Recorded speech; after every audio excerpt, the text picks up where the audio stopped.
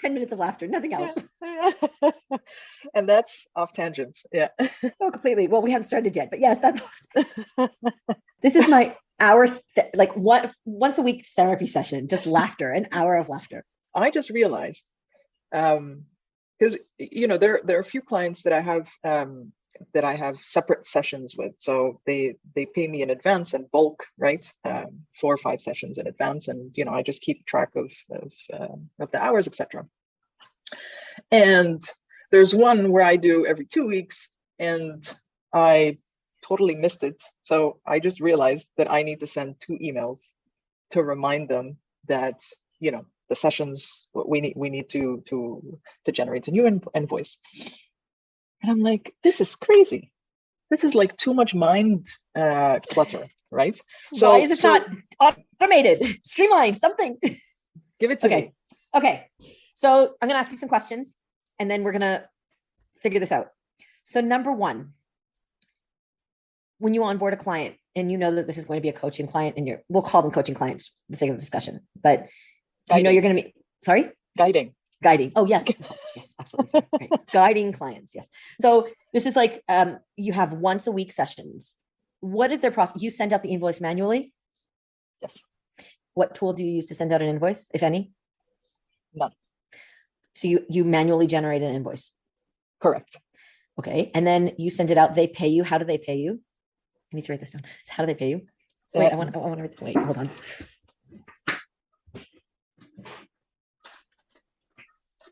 I feel like I'm on a game show. No, but I'm writing on the back of my daughter's exam. I don't think it's a good idea. Okay. So they manually, I usually do this on the computer, but because we run this, I'm not going to do it. So manual invoice, and then they pay you. How do they pay you? Usually bank transfer. And you write the details on the invoice? Correct. And once they pay you, do you send out a receipt? No, I do not. And then what happens? I do send them. When the payment comes in, I do send them a message. Yes. Oh, okay. Payment received, like a message manual again. Yes, not good, but okay. That's depending on. Do you do a bank transfer to like a bank where you are, or is this like to a Wise account or something like that? Generally, because I do use Wise. I use PayPal also if they request PayPal. Okay. And so yeah, I won't get into Stripe because that's the other business. That's PitchSlap. That goes through Calendly, Stripe, and that's right. So okay. But so for mine, yeah, generally it's my bank. Okay. And then when do they schedule the weekly meetings? Every week? It depends. One, we started every week, and now it's every 2 weeks. No, but do they have? But every time it's a regenerated one. It's not like they in advance set all 4 sessions or all 5 sessions or something like that. Yes, in advance we set same time. We just have that in the calendar, and then if there are any changes, then we adjust. And how do they do that? Do you do it together on the phone, or do they do it through Calendly, or what? We do that if email, LinkedIn, and then if we did have a chat. So if there's sometimes just from a discovery call, sometimes I've closed clients, so that's really amazing. So that we go through all those steps in the discovery call. Yeah. Okay, so here's my problem. Well, not my problem, but here's problem. How. Yeah. Well, here's the issue. I'm looking for terminology. So here's how I would set it up for you. First of all, before I tell you the answer, are you keeping all of your contacts anywhere? Are you using any tool as a CRM or like an Excel sheet or a Google Doc or Notepad or pieces of paper? Like, how are you keeping all the information? Google Sheets. Okay. Google Sheet. Okay. So here's my suggestion for you, and we're actually going to set this up for you now on camera, but I don't care. You don't have to share it later, but this is how I want you to set this up. So the first thing, I'm going to walk you through what we're going to do. And then I don't know if we're going to manage to do all of it in 1 hour, but a lot of it can be done in 1 hour. And I'm going to explain the process first. Instead of Google Sheets, I want you to use something called Airtable. Now, Airtable is an Excel spreadsheet with bells and whistles. It has limitations that Excel doesn't have, but it has capabilities that Excel does have. For this purpose, this is an ideal tool for you. Why is this an ideal tool? Because it's more of a database. So we're going to create a database, which is a fancy term for a set of tables. Don't be afraid of the word. And in that database, there are going to be a few tables. The first table is going to be a list of contacts. And this is going to be the first name, the last name, the email, the phone number, any information that you have that you collect, birthdays, whatever, about your clients. This second table is going to be an invoicing table. I recently shared this with everyone on LinkedIn for free. It's on my blog for free. This is not, I was going to charge for it, but then I was like, no, I'm not charging for this. Just take this. So what this does is basically you connect it to a client from the client table. And then we select one of your, let's say, 2 services. So we have weekly guidance and bi-weekly guidance, right? So we select from a dropdown. And then we have a field that will have a description of what that is. The description will be 5 weekly meetings with Zineb, or 4 bi-weekly meetings with Zineb, and starting on, and we can have a start date if you want it. And then the cost. So the cost will be like for 4 weekly meetings, it will be X, and for 5 weekly meetings, it will be Y. And this will be set in advance. And if you need, we can put an override column in it. So if you want to manually change that to, oh, well, this is a client that I really love, so let's give them a discount. Or this is a client that actually needs the value so much more and they're willing to pay more, so we'll just up the price. It could also be changing because it is based on location, based on different variables that you have. And then what's going to happen is we're going to connect it. So there are a number of ways to create documents within Airtable. There's one that's within Airtable, and then you don't have to pay anything or anyone in any way. Another one is to connect it to document, which is basically a template that you can just press and it plops the variables into the right place.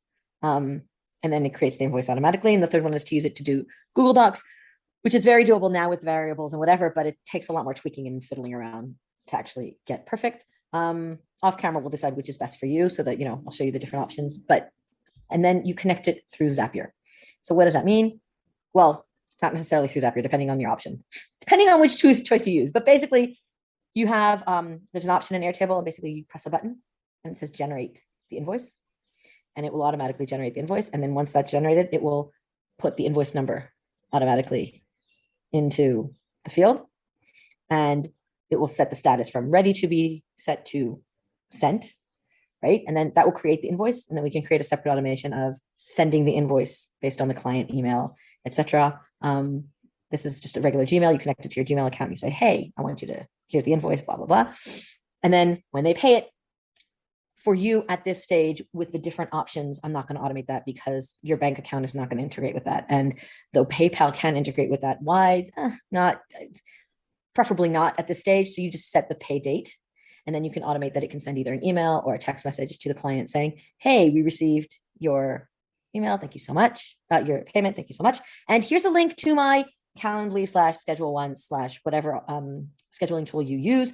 Please set a meeting once a week or once every other week, depending on, again, the email will be automatic depending on what product they purchased. Please set a meeting once every X time at a regular date for 4 periods. And that links them to a scheduling link. So you've done nothing other than just set the pay date. And that's it. How does that sound?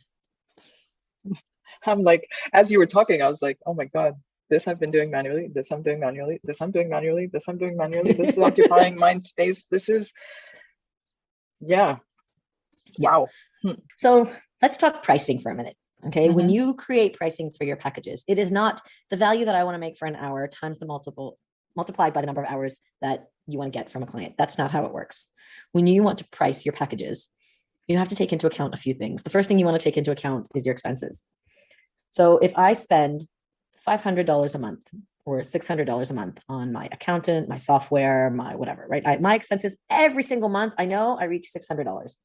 Okay. That's a number that I want to keep in mind here for a minute. And then I kept that in mind. And now I ask you, okay, what is your internal rate? Now, for the sake of this discussion, just to make it easier, let's say your internal rate is $100 an hour. So you want to be making $100 an hour. That's what you want to be making. You, Zineb, wants to take home at the end of the month $100 an hour for every billable hour that you've worked. Ideally, it would also cover non-billable hours. We'll talk about that separately if we want. But so let's just say for billable hours right now. So it's $100 plus your expenses. So it's $100 an hour, plus your expenses plus profit. So if you want to make 10% profit, you have to add that to whatever it is. So let's say, just for the sake of discussion, and I'm not good at this, but this I learned from Jacob Roig, and he did it with me. I was fighting him 100% of the way. He was asking me questions. I was like, no, but I don't do this. And I was like, just tell me. And at the end, he came up with a number and my jaw just went. So anybody that wants this properly done should definitely reach out to Jacob Roig for this. But let's just say for the sake of discussion, you have $100 an hour and you say five meetings. I take the monthly expenses and I divide it by the number of clients I can take on in any given month. Okay, so just for the sake of this discussion, let's say we have 5 clients of 5 sessions that we can take on any given month, and our monthly expenses are $500. So that means for every client, I charge $500, which is $100, my internal rate, multiplied by 5 hours that I meet with them that month, right? I add to that $100 for my expenses, because that's my expenses divided by 5 is $100 per client. And I'll add to that 10% profitability. So I've gotten 600 and I want to add 10% profitability. So that's 660. So a 5-hour package now costs $660. And that means you're taking home $100, you're covering your expenses, and your business is making an extra 10%. Well, what's the difference between the internal rate and so the expenses I get, but what's the difference between internal rate and that 10% profit? Let's say you had to pay yourself at the end of the month. It's not your Raise the Runway made $660 on this package, on this deal, right? You signed me on, I paid you $660. Raise the Runway made $660. Of that $660, 100 covers expenses. 500 covers your salary, and 60 is 10% that goes to the business. Because if you don't factor that in, where are you taking the money to develop your business to the next stage?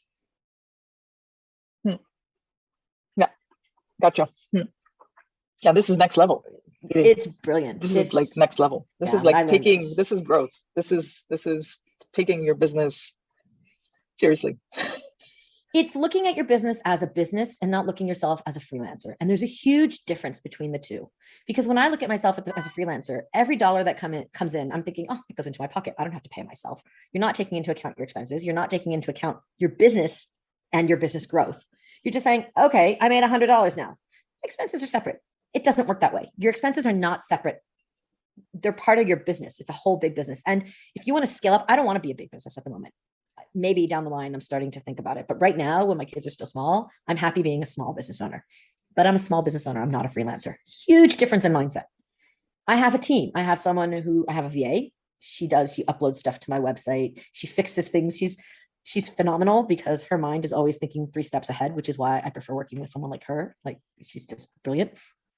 And I have someone who sort of writes my blog content. Well, basically I record myself and then they just write it so that it's written well. So because I don't have time to do that, right? I have the knowledge. I'm the subject matter expert, but then they'll rewrite it and then it looks good and they write my emails for me and then my VA will upload them. So I have a team that works for me.